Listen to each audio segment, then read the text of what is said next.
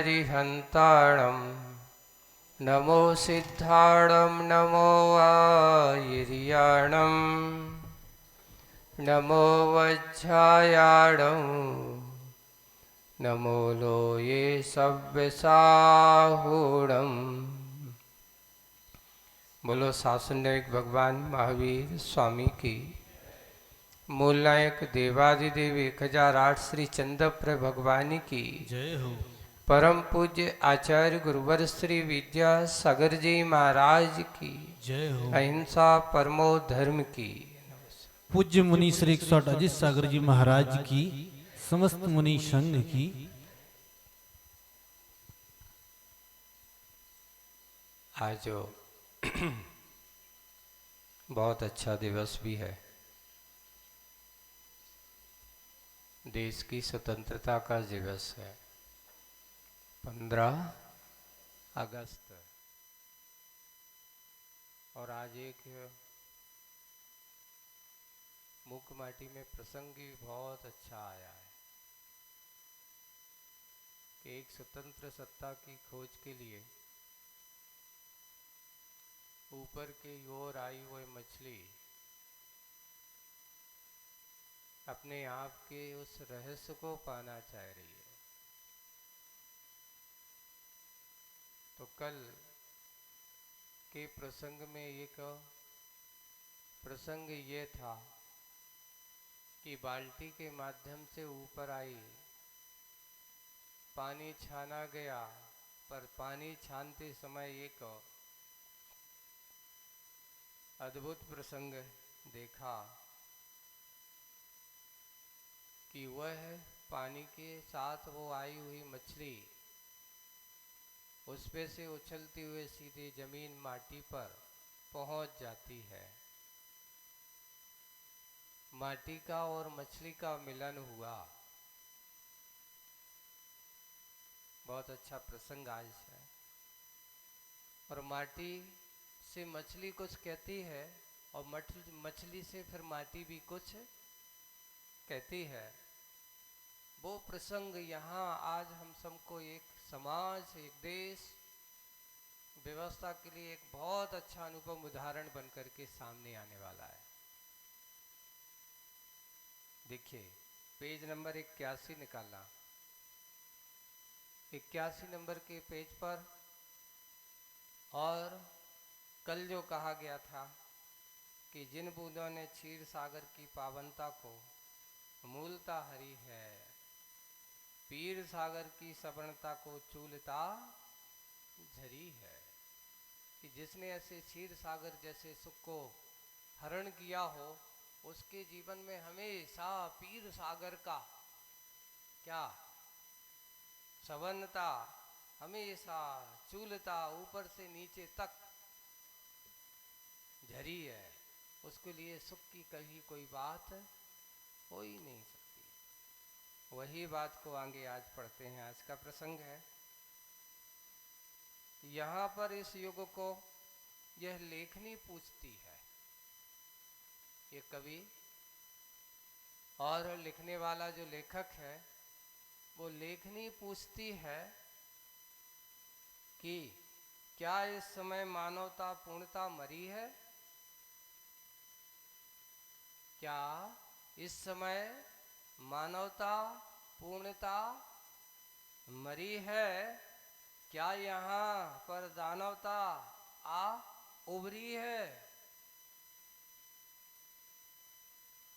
प्रश्न लगता है आज की इस दशाओं को देखते हुए, व्यक्ति की विचारों को देखते हुए, व्यक्ति अंदर की लोभ, कसाय आदि, एक दूसरे के प्रति वैमनस्यताएं, ऐसी परिणति को देखते हैं तो ऐसा लग रहा है जैसे कहीं मानवता पूर्णता मर तो नहीं गई, कि दानवता आज उभर करके सामने आ गई। लग रहा है कि मानवता से दानवता कहीं, मानवता से दानवत्ता, दानवता नहीं दानवत्ता, मानवता से दानवत्ता अर्थात देने की जो एक दूसरे के सहयोग, सौजन, प्रेम, स्नेह। दान का अर्थ मात्र पैसे का दान नहीं होता। एक बात आप लोगों को समझा दें, लोग कहते हैं कि दान का अर्थ पैसा दे देने का नाम ही अकेला दान है। नहीं, दान के कई रूप होते हैं। दान की परिणतियां कई प्रकार से होती हैं। एक बूढ़ा व्यक्ति है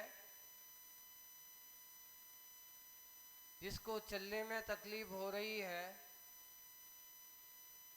और वो कहीं जा रहा है और चलते चलते उसको किसी प्रकार का कोई बेसहारा ना हो, कोई कष्ट ना हो, और तुमने उसका हाथ पकड़ लिया और हाथ पकड़ करके तुमने उसको मंजिल तक पहुंचा दिया। ये कौन सा दान हो गया तुम्हारा? उससे वह अभय दान कोई नहीं हो सकता। दानवत्ता का अर्थ मात्र पैसे तक सीमित मत रखिए। एक रोगी को अगर आपने उसके रोग को देखा और उसके रोग के निदान के लिए तुमने अगर उसके सहलाने का काम किया, उसके रोग को दूर करने के लिए आपने काम किया, थोड़े उसके घाव पर अगर कोई मलहम, कोई दवा या कोई बीमारी को दवा दे दी, ये तुम्हारा औषधि दान हो गया। एक अज्ञानी है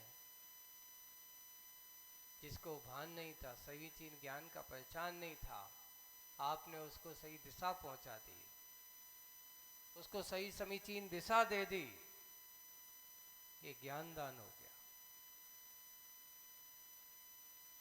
उसका एक सही रूप में पहुंचाने का काम किया।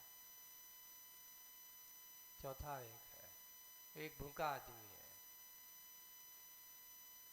भूखे को भोजन दे दिया, भोजन करा दिया, आपने उसके ऊपर भोजन दान किया।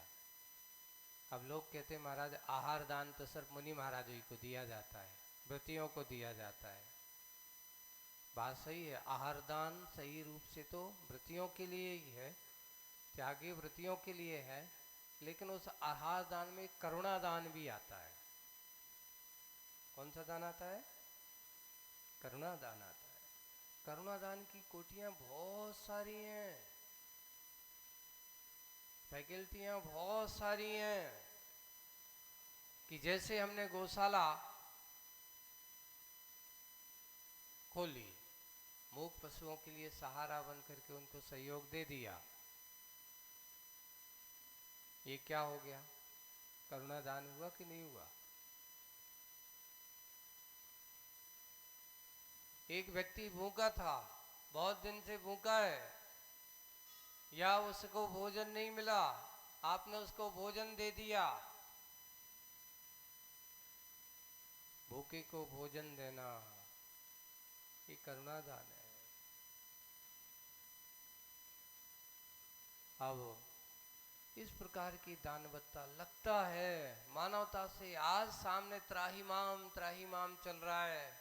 जहां देखो कोई शरीर, कोई बीमार है, कोई दुखी है, कोई भूखा है, कोई प्यासा है।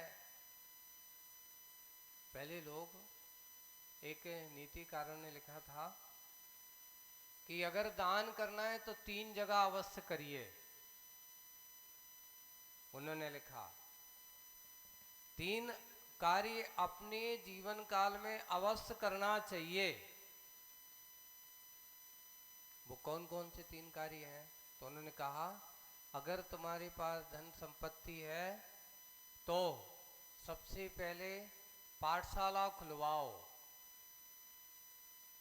व्यक्ति का अज्ञानता दूर होगी। अब पाठशाला से स्कूल भी उसमें आते हैं।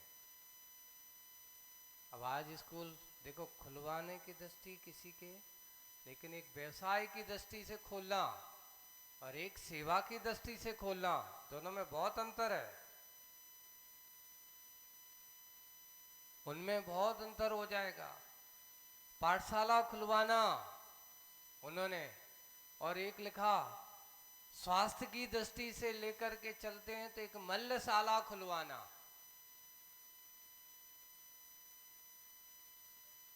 मल्लशाला, पहले आपको गौर करना कि लोग अपने यहाँ ऐसे व्यायाम में, आज भी हमारे अपने या पास में यहाँ देखो गड़ाकोटा में हमारे एक सेठ परिवार हैं, उन्होंने एक बहुत अच्छा समय किया से, तो अपने यहाँ वो एक ज़मीन अलग से दे करके वहाँ पर बहुत बड़ा अखाड़ा बनवाया था, और समाज के अपने बच्चे वहाँ जा कर के क्या करते थे, कसरत करते थे, व्यायाम करते थे। आज हमारे बच्चों को व्यायाम करने को समय है ही नहीं है।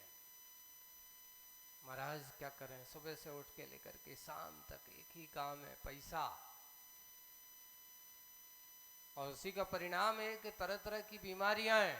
आमंत्रण, समाज को एक स्वस्थ समाज को देना हो, एक स्वस्थ समाज का निर्माण करना हो, तो दो चीजें, पाठशाला, मल्लशाला, और तीसरा बताया था कि परोपकार की भावना के साथ,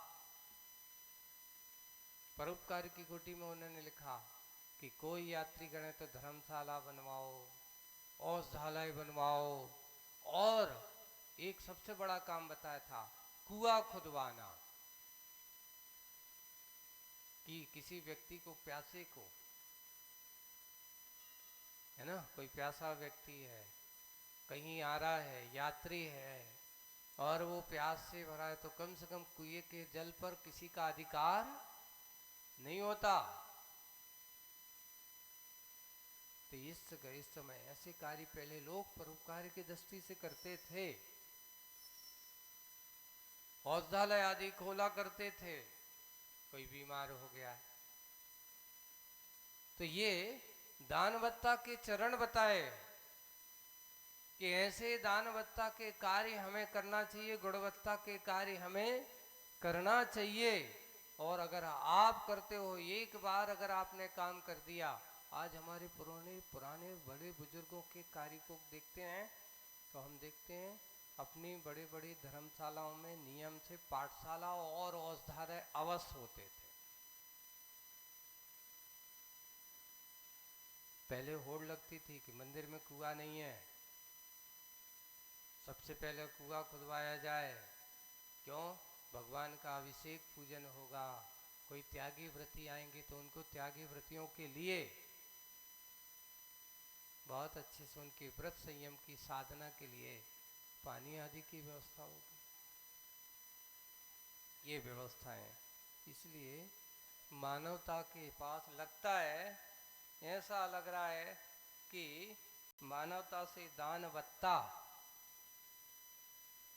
कहीं चली गई, और फिर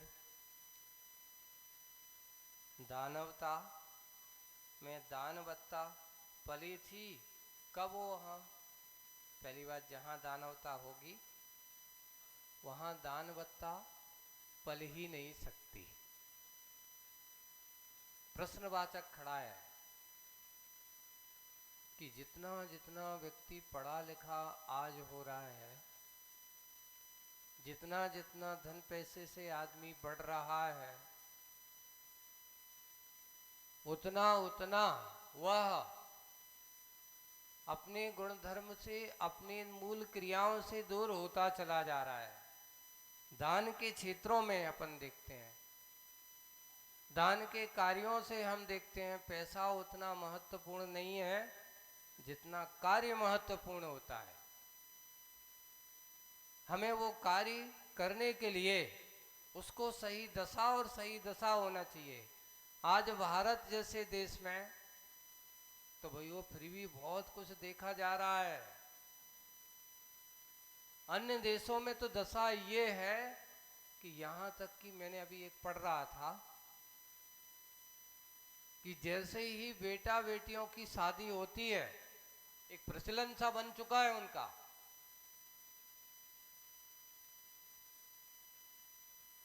और प्रचलन सा बन गया। उन्होंने कहा कि देखो भाई, अब ये घर हमारा नहीं रहा। या तो अपने यहाँ घरों में बड़े बुजुर्ग देखने को मिल जाते हैं,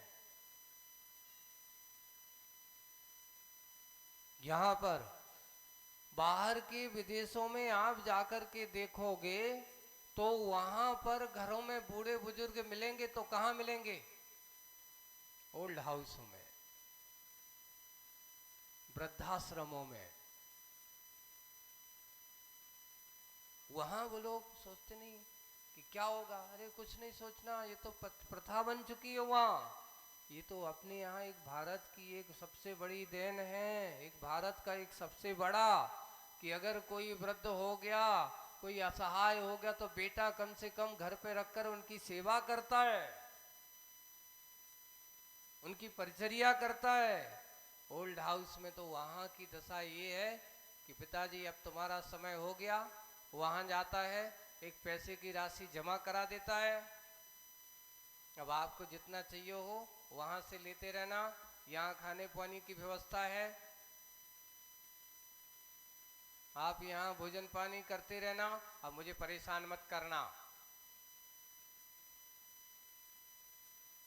आपकी सारी व्यवस्थाएं मैंने कर दी हैं।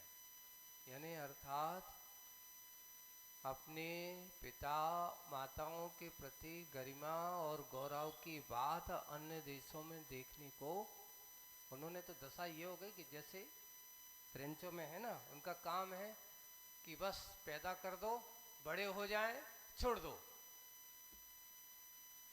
कोई मतलब नहीं है, किसी से कोई वास्ता नहीं है, मात उनको तो अपना स्वार्थ और अपना स्वार्थ के प्रति ही ये होता है।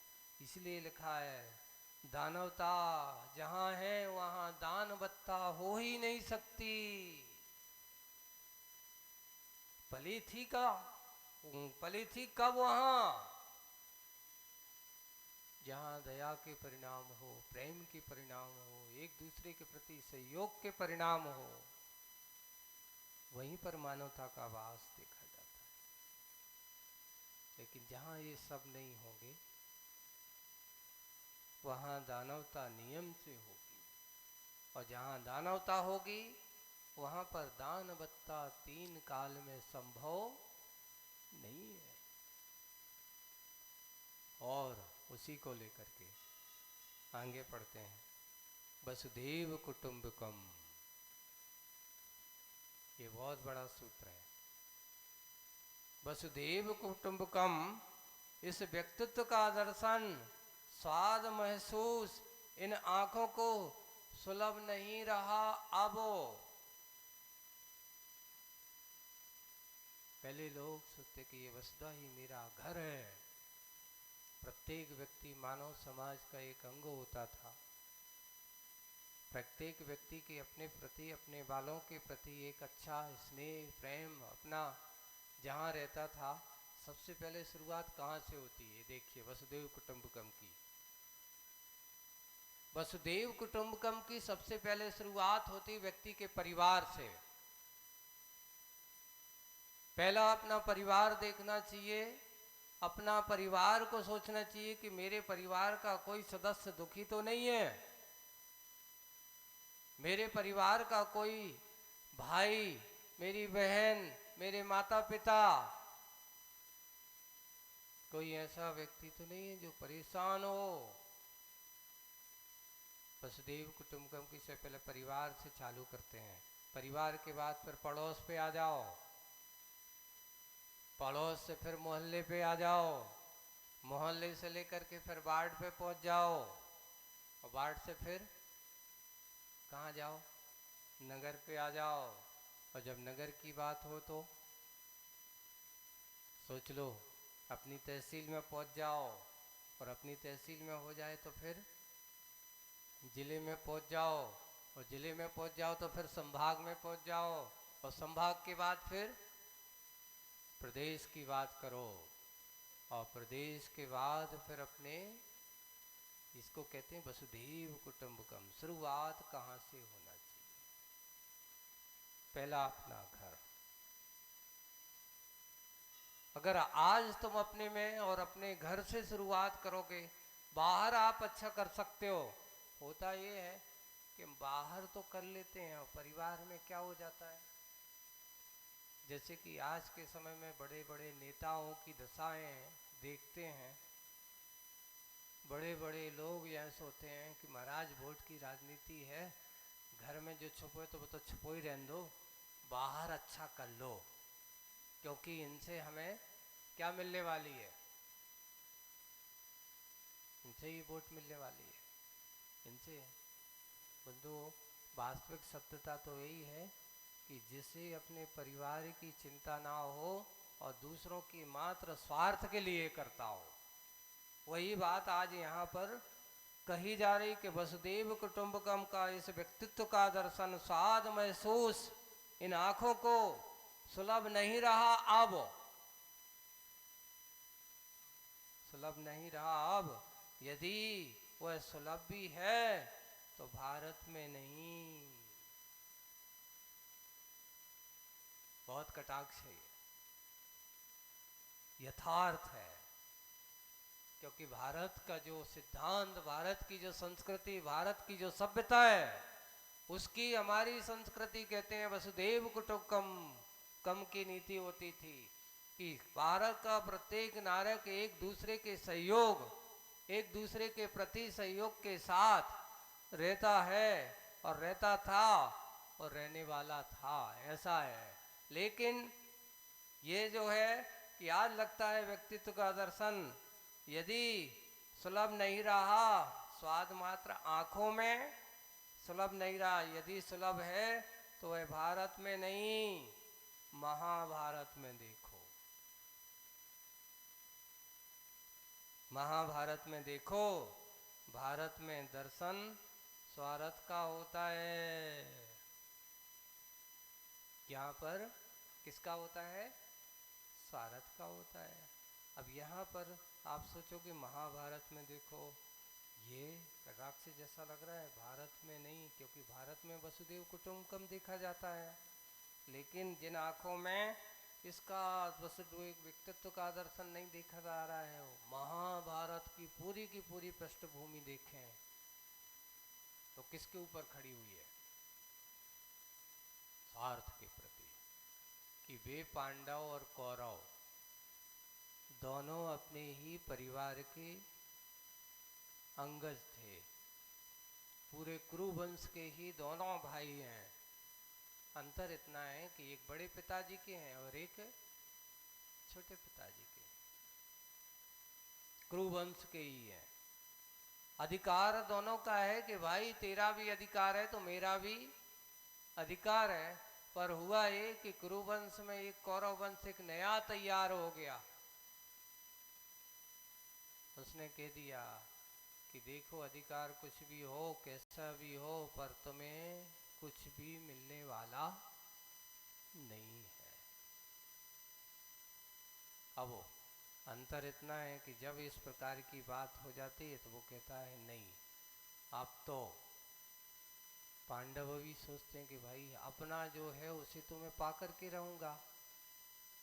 एक किसी ने पूछा बहुत अच्छा कि यहाँ पर आप तुलना करिए कि स्वार्थी कौन थे और स्वाभिमानी कौन था। मान लो आपका मकान है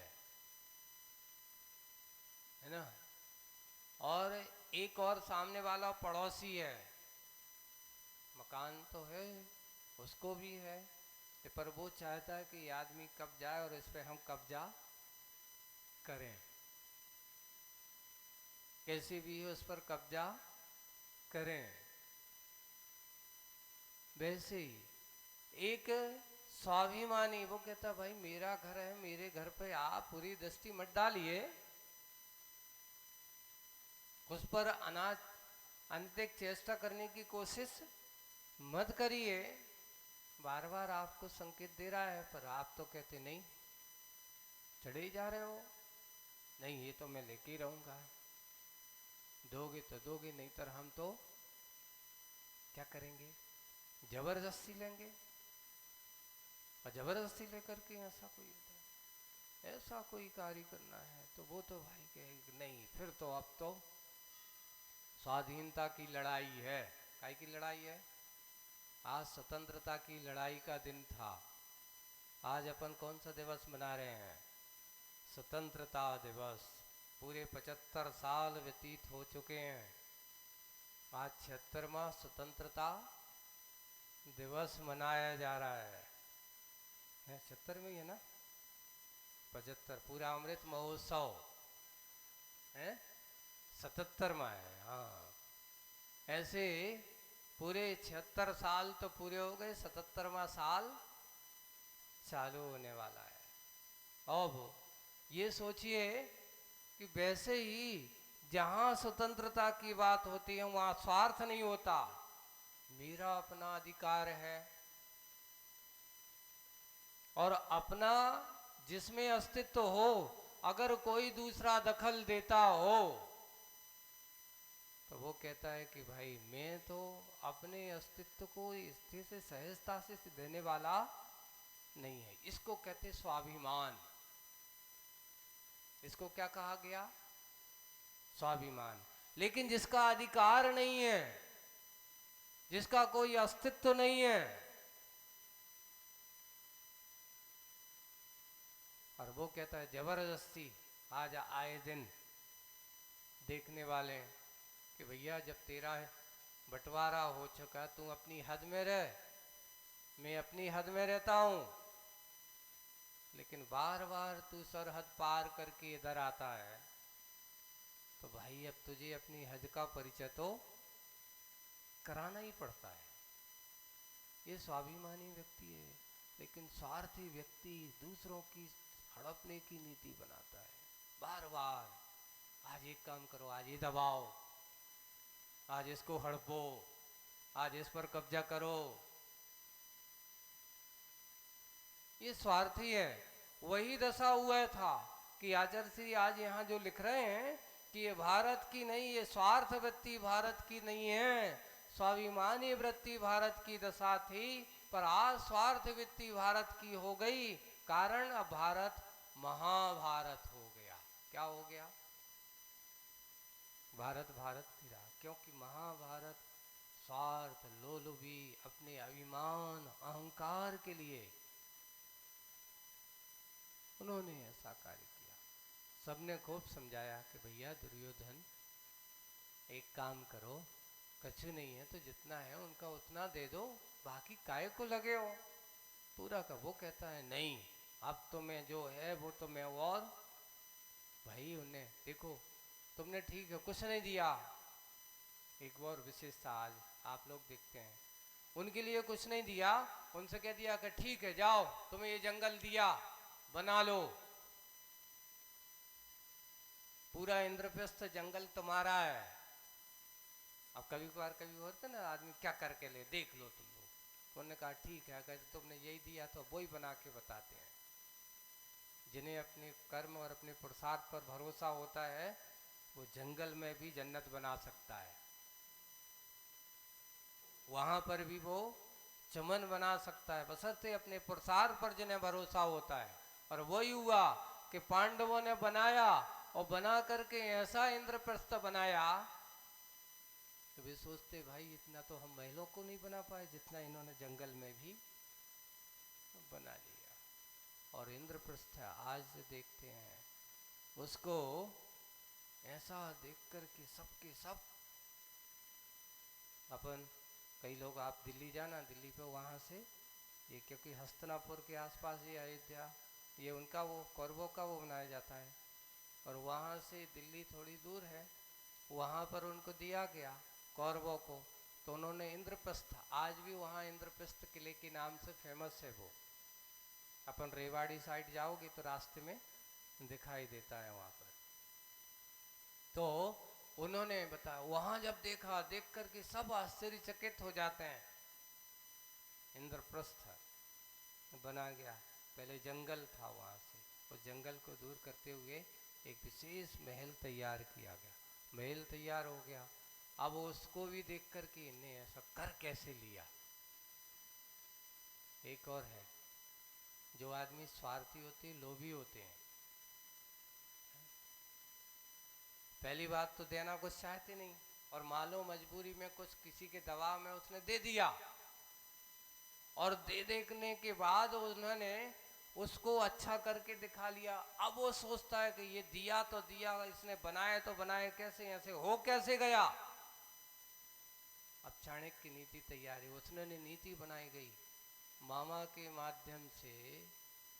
क्या बनाया गया? एक माया जाल रचा गया कि इसने तो अच्छा इंद्रप्रस्थ बना लो, अब एक काम करो, जो भी हड़पो। किसका लोभन दिया गया? और जाकर के बोले आप आओ, बहुत अच्छा है, आज ऐसा है राशि फाट फाट, तो आप तो बड़े भैया हो, बुला बुला के मायाचारों फंसा करके और धीरे से चौपड़ पे बिठा करके जुआ खिलवा दिया गया। और वो बना बना हुआ इंद्रप्रस्थ चला गया। यहाँ तक कि इंद्रप्रस्थ गया, इंद्रप्रस्थ के बाद फिर यहाँ तक कि सबका सब चला गया राजपाट। यहाँ तक कि द्रौपदी को भी किस पे लगा दिया?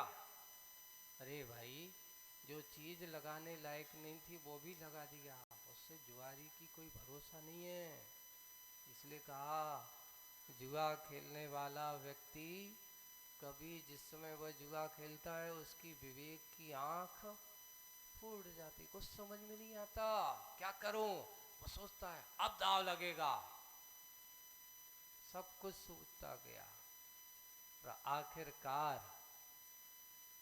वो भी हाथ से चला गया, पुनः वनवास हो गया। और वनवास हो जाने के बाद उन्होंने कहा कि ये ठीक नहीं है। ऐसा करते हुए मांगा गया कि भैया कुछ दो या ना दो, 5 ही गांव दे दो, उनका काम हो जाएगा, गुजर बसर हो जाएगा। वो भी नहीं देंगे तो अब तो 5 क्या, अब तो पूरा लेने की बात आएगी। और ये सब करते करते यही बात आ गई कि ऐसा लगता है भारत में नहीं, महाभारत में देखो, भारत में दर्शन स्वार्थ का होता है। हाँ हाँ देखो, हाँ हाँ, इतना अवश्य परिवर्तन हुआ है कि क्या परिवर्तन हुआ है कि वसुदेव कुटुंबकम, इस आधुनिकरण, इसका आधुनिकरण हुआ है। आचार्य जी, इसका क्या हुआ? वसुदेव कुटुंबकम का आधुनिकरण हुआ है। वसु यानी धन, द्रव्य। इसका वसु के 2 अर्थ होते हैं। वसु का अर्थ 8 भी होता है, वसु का अर्थ धन भी होता है, द्रव्य भी होता है। तो यहाँ मुखमाटी में आचार्य जी ने वसु का अर्थ क्या लिया? धन, द्रव्य है? तो वसु यानी धन, द्रव्य, धा यानी धारण करना। आज धन ही कुटुंब बन गया। क्या बन गया? आज धन ही कुटुंब बन गया, धन ही मुकुट बन गया जीवन का। ये लिखती है आज की लेखनी। ये लेखनी के माध्यम से लिखा गया। और आज वसुधैव कुटुंबकम, वसुधैव कुटुंब नहीं, आज तो धन ही क्या हो गया? कुटुंब बन गया। आओ आप सोचना, आप लोग कहते हैं कि बहन भलो न भैया, और सबसे बड़ो रुपया। भैया जब तक है, जब तक भैया के पास रुपया है, जिस दिन रुपया गया तो पूछते का भाई कितने भैया?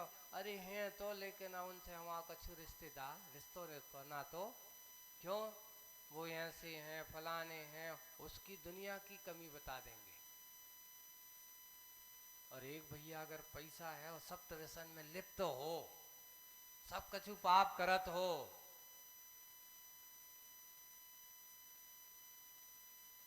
उसकी दशा क्या होती? जो हमारे भैया हैं, जी हमारे बड़े भैया हैं, जी हमारे छोटे भैया हैं, वही दशा है। वही बात यही है कि आज कुटुंब क्या हो गया? सिर्फ वसु धन ही कुटुंब बन गया, कुटुंब बन गया जीवन का। ये दशा है।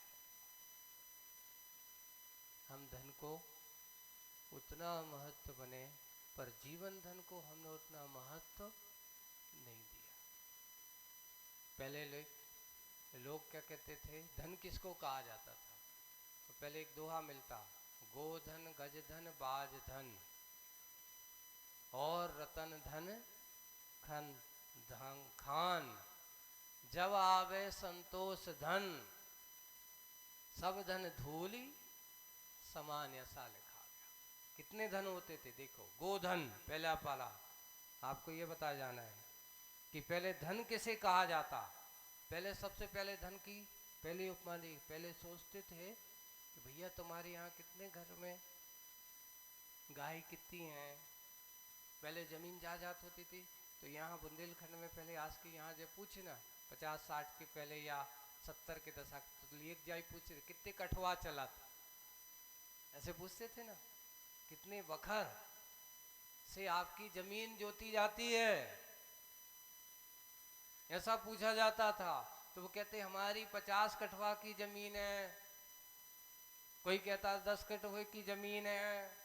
यानी उस पर एक निर्धारित रखी जाती थी कि एक हल के माध्यम से 10 से 12 एकड़ जमीन आदमी सहज रूप से कर लेता था। अब सोचो कि अगर किसी ने कहा कि 10 कठवा की जमीन है, तो कितने एकड़ जमीन हो गई? 100 एकड़ जमीन हो गई कम से कम। ऐसे यानी इतने हल चलते हैं उनकी जमीन जोतने में, यानी जितना समय उस जमीन जोतने में लगाया जाता था, उस जमीन को यानी करीब करीब 10-15 दिन का समय मिलता है, तो 10-15 दिन में इस प्रकार के काम करके इतनी जमीन को जोता जा सकता था।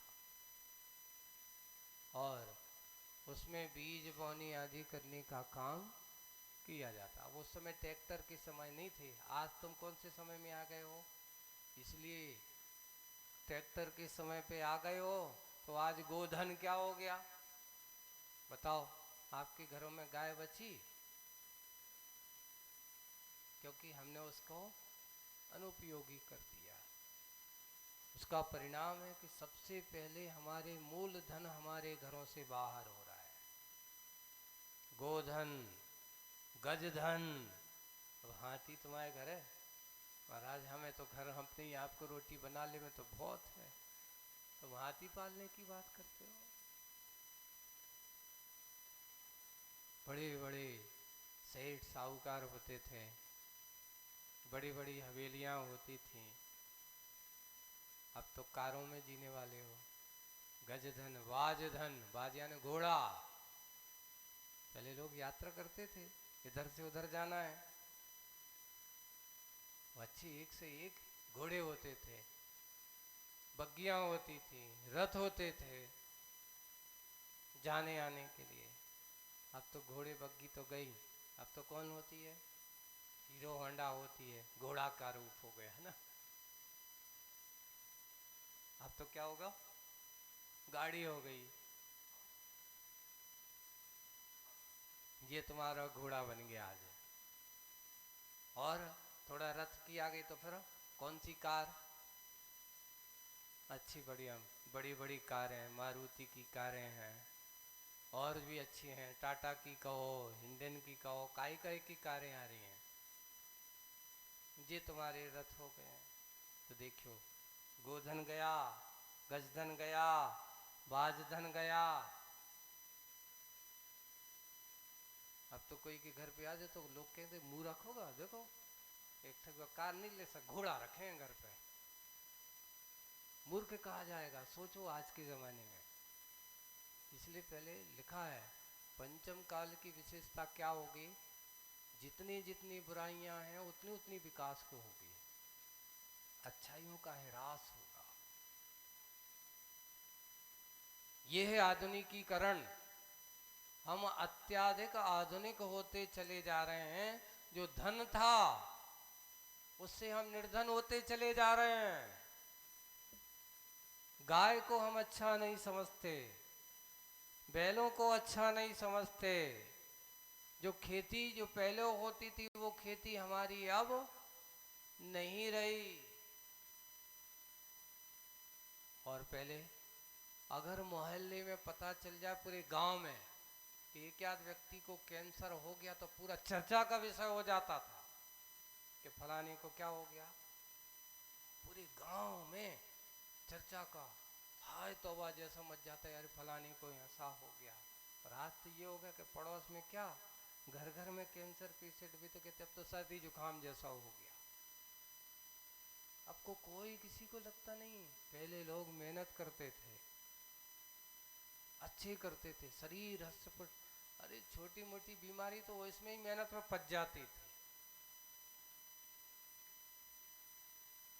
अच्छा, एक व्यक्ति अपने घर पर अच्छे से भोजन पानी करके एक गाय व्यक्ति अगर घर पे पालता है, मैं कहता हूं बहुत सारी पराधीनता से बच सकता है वो। आपके घरों में जमीनों की कमी नहीं है, बड़े बड़े लोग हैं 10-10 15-15 गांव में प्लाट ले लेकर डाल के रखे हैं जगह जगह। और देखिए आप, उससे उससे ज्यादा, सुनो, उससे ज्यादा जितना आप दूध में खर्च करते हो, काश अगर आप उतनी एक गाय में एक आदमी रख दो। सिर्फ तुम्हारा काम क्या है, उस गाय की सेवा करना, उसको भूसा दाना पानी देना, उसकी अच्छे समय पर पानी आदि पिलाना, दूध दुहना, घर पर पहुंचाना। बड़े बड़े करोड़पति 10-50 नौकर रख सकते हो आप, लेकिन एक गाय रखने और एक आदमी रखना आपको बोझ लगता है। आपके पास जमीन है, सब कुछ है, और भूसा है, सब कुछ है, ले सकते हो। बड़ी बड़ी बाहर है जमीन पड़ी, तुम्हारे घर का भूसा जो होता है ना, आप बेच देते हो, लेकिन एक गाय रखने के लिए आपके पास समय। अब वो गाय अगर आपके घर पे आएगा, वर्तमान में देख रहे हैं, लिखा है उत्तर प्रदेश में, लिख रहा है कम से कम 20 से 30% लोग, जनता वहाँ की नकली दूध पी करके अपने आप को कैंसर जैसे रोगों को आमंत्रण कर रही है। जितनी आबादी है उतना गोधन नहीं है आपके पास, दूध नहीं है तुम्हारे पास, फिर भी कहते हैं आज हमारे देश में बहुत दूध है। और हो रहा है उत्तर प्रदेश, उस साइड दिल्ली, वहाँ जब बाद में पता चला कि अगर होटल पे तुमने चाय पी है तो वहाँ की होटल का भरोसा नहीं कि तुम्हें कौन सी दूध की चाय पी है तुमने। अगर आपको सही दूध, नकली दूध बनते से वो देख लोगे तो आप बाहर की चाय पीना भूल जाओगे, इतना गंदा दूध होता है। और घर पर अगर आपके पास तुम बाजार से लाते, तुम्हें भरोसा है कि ये सही होगा, आंखों से सामने लगा हुआ देखा हुआ उस पर भरोसा कर लेना। बाहर के भरोसे पर तो तुम आज ना तो दूध शुद्ध बच रहा है, ना तो मावा शुद्ध मिल रहा है। अब कहने के नाम से बड़ी अच्छी मिठाई जन्मदिन मना लेते हैं, केक बना देते हैं, सोचते हैं कि बहुत अच्छी मावा की मिठाई है, पता चला उस मावा में क्या क्या ऐसा भरा पड़ा है, अगर आप खाओ तो आपको अनेक प्रकार की बीमारियों का आमंत्रण मिल जाता है। अभी आएगा देखना, अभी रक्षाबंधन पे अभी चालू हो गया होगा। इस साइड पे ऐसे छापा मारते, अभी पिछली बार हम थे 5 कुंटल नकली मावा पकड़ा गया। कहाँ पर, हम लोग पिछली बार वहाँ पर, बड़े बड़े, ऐसा लगता है जैसे आपका असली मावा उसके सामने पीछे होता था।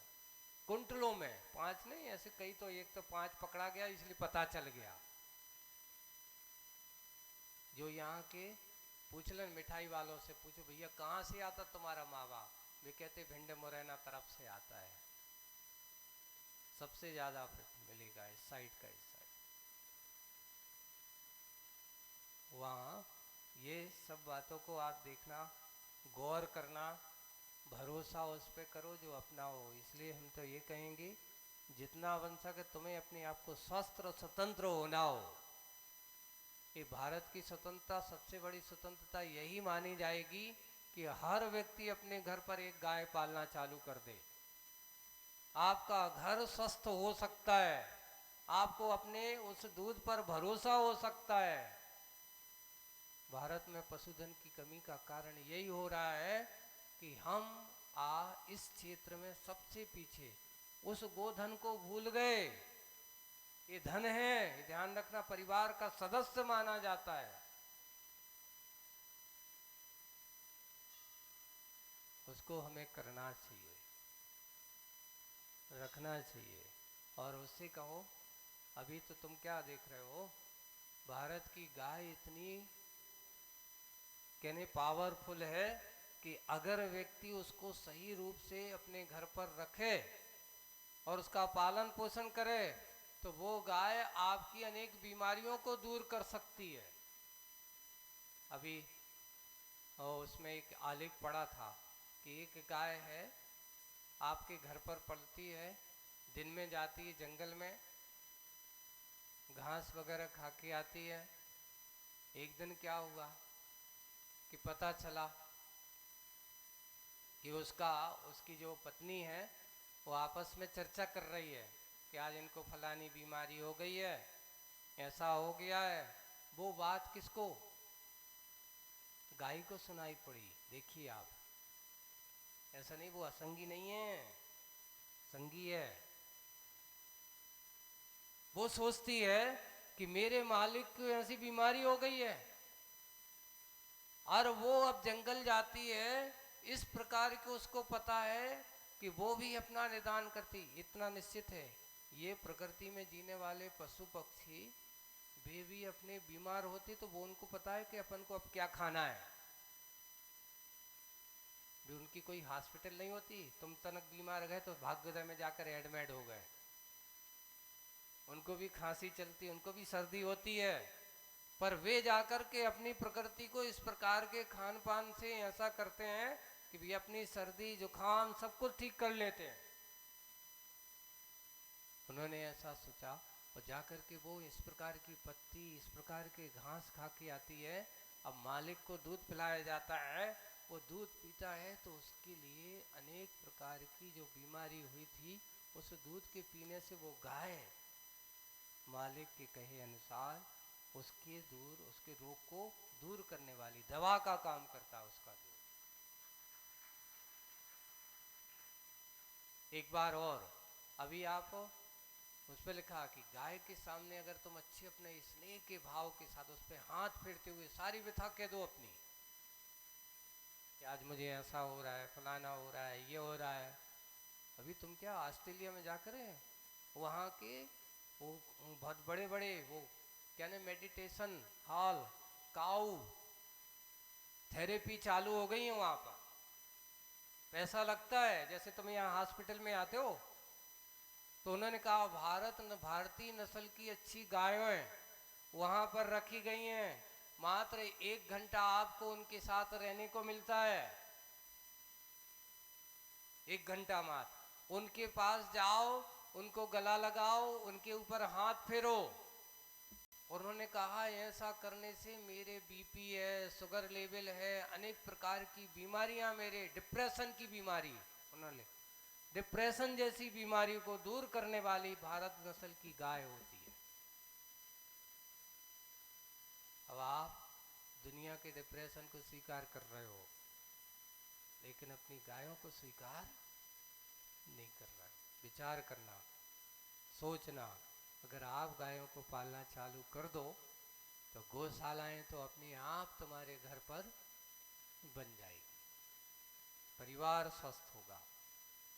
और एक और है, जिस घर में 2-4 बच्चे छोटे हों, मान लो आपके यहाँ बहू बिटियाँ आती हैं, बच्चों के जन्म होते हैं, तो मैं तो उनसे ज़रूर कहूँगा कि उतने समय तक, जब तक आपके बच्चे 7-8 साल के ना हो जाएं, आप सब कुछ खर्चा मत देखिए। तब तक आप तक के लिए अपने घर पर ज़रूर गाय लाओ, बाजार से मत बुलवाओ, क्योंकि उन बच्चों का सही पालन पोषण ये 7-8 साल में उस बच्ची का बेस तैयार होता है। अगर इस समय उसका खान पान और दूध विकृत मिल रहा है, वो बच्चा कभी स्वस्थ नहीं हो सकता। ये 7-8 साल के समय पीरियड में आप अपने एक अच्छे से घर पे गाय और अच्छी स्वस्थ गाय को लेकर के रख लीजिए। अगर आपके पास सुविधाएं हैं तो तुम्हारी सारी दुविधाएं दूर हो सकती हैं। इसलिए गोधन कोई सामान्य बात, ये नीतियां ऐसा नहीं, गोधन गजधन बाजधन फिर अंत में लिखा और रतन धन खान। रत्नों की बात बाद में कही है, पैसा रत्न ये बहुत बाद में आते हैं। और जब आवे संतोष धन, जो सोचते जिनको बस भैया आप कुछ नहीं चाहिए, उससे बड़ा हो कुछ नहीं है, सब धन धूली समान का, ये धन हमें चाहिए।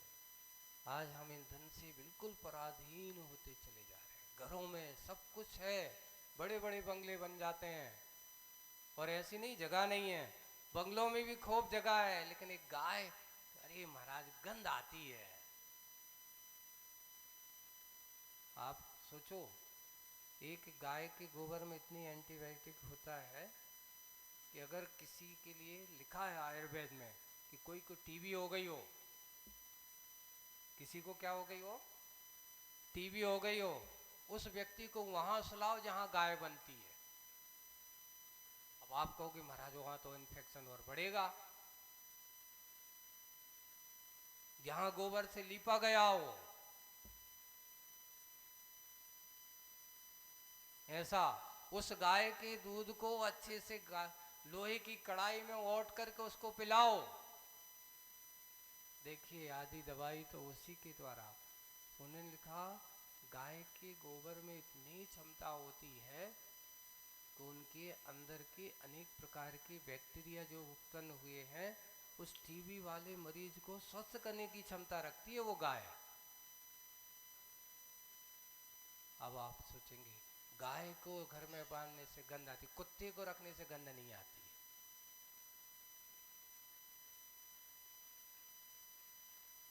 शौक समझ लिया हमने, स्टैंडर्ड समझ लिया। अरे भाई थोड़ा सा सोचो विचार करो, जिनके माध्यम से आपकी आचरण क्षमता गिरती हो। लिखा है जिस घर में हिंसक जानवर पलता है वहां पर कभी भी शांति हो ही नहीं सकती, कलह होगी, संक्लेश होगा, आपस में लड़ाई झगड़ा होंगे। और जिस घर में गाय होगी वहां कलेश संक्लेश सब दूर हो जाएंगे। ज्ञान सागर जी महाराज ने लिखा अपने साहित्य उसमें रचना में लिखा, जिस घर में गौरव सुनाई देता है, गो रव यानी आवाज है ना, जिस घर में गो रव सुनाई देता है उस घर में गौरव का अनुभव होता है। किसका अनुभव होता है? और आज घर में कुत्ते भौंकते हैं, क्या सुनाई देता है? तो सुने पड़ोसी भी चिल्लाता है, वो भी कहता है कि सुबह सुबह से जो भौंक रहा है जब देखो।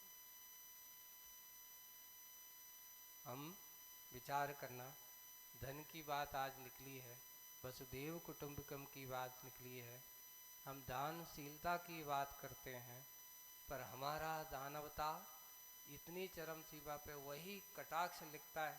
वो आचार्य जी ने लिखा, आज हम इतने आधुनिक हो गए, वसुदेव कुटुंब को हमने आधुनिक नीति में परिवर्तित कर दिया। क्या होगा? बस यानी धन द्रव्य धारण, यानी धारण कर लिया, यानी धन ही हमारा कुटुंब बन गया, धन ही मुकुट बन गया, जीवन का प्रसंग चला है। अब आगे मछली माटी से मिली है ना, क्योंकि जमीन पे जाकर के गिरी है, माटी में गिरी है। आगे की बात क्या हुई है तो आज अभी इतना ही रखें। आज 15 अगस्त का दिन यही है, बहुत अच्छा वसुदेव कुटुंबकम की बात आई है ना। तो हमने वसुदेव कुटुंबकम की कौन सी वसुधा को समझा है? अपने आप के कुटुंब को संभालने की सबसे पहले स्वतंत्रता हमारी अपनी होना चाहिए। हम परतंत्र क्यों हैं? हम परतंत्रता के कारणों को स्वयं स्वीकार कर रहे हैं। आए दिन हर व्यक्ति, लोग कहते जरूर हैं कि मैं स्वतंत्र हूं, मैं स्वतंत्र हूं। भारत में आज सबसे ज्यादा लोग परतंत्र हैं। किस पर? विदेशी नीतियों पर, विदेशियों कंपनियों पर और विदेशी खान पानों पर। जबकि ये भारत में सबसे बड़ी चीज होती थी। अभी आप उसको पढ़ना, सोने लुटेरे, सोने की चिड़िया और लुटेरे वाली पुस्तक में सुनगा। भारत में इतने प्रकार की मिठाइयाँ बनती थी पहले कि विदेश, है ना, विदेश के लोग इस मिठाइयों का विशेष मांग करते थे। आज ये हो रहा है कि आज भारत की मिठाइयाँ गोल, विदेशों की चॉकलेटों का आमंत्रण हो रहा है। काय का हो रहा है? वो पसंद हो रही। पहले हमारे घर में रक्षाबंधन में क्या बनाए जाते थे? पर्वों पर अच्छी मिठाइयाँ, लड्डू बनाए जाते थे। आज लोगों ने वो बनाना छोड़ कर दिया। अब तो डेयरी मिल्क का लड्डू भी आ गया। अब कछु काम हो तो सबसे गिफ्ट में मिठाई। अब कौन है, कुछ नहीं मिला। पहले बाजार से आप रिश्तेदार में जाते थे, कहीं जाते थे बाजार में, कुछ नहीं हुआ भैया, बाजार से मिठाई उसके यहाँ कोई अच्छे यहाँ से लेते थे पैक करवा के, सामने वाले के यहाँ, मेहमान के यहाँ जा रहे हैं। अब तो लोग कच्छ नहीं जाते, तो क्या ले लिया, एक डेयरी मिल्क को ले, वो डिब्बा ले लिया। बच्चे जाएंगे उनको, लो बेटा चॉकलेट, स्वयं मरो, उनको भी स्वयं भ्रष्ट हो, सामने वालों को भी भ्रष्ट कर रहे हैं। आप धन के क्षेत्र में वास्तविक रूप से धन ही तुम्हारा कुटुंब बन गया। आज आपस में प्रेम विवेक जो हमारा होता था वो कुछ भी नहीं रहा। उसको हमें समझना है, समझाने की कोशिश करना है। आज बस इतना ही। बोलिए परम पूज्य आचार्य गुरुवर श्री विद्यासागर जी।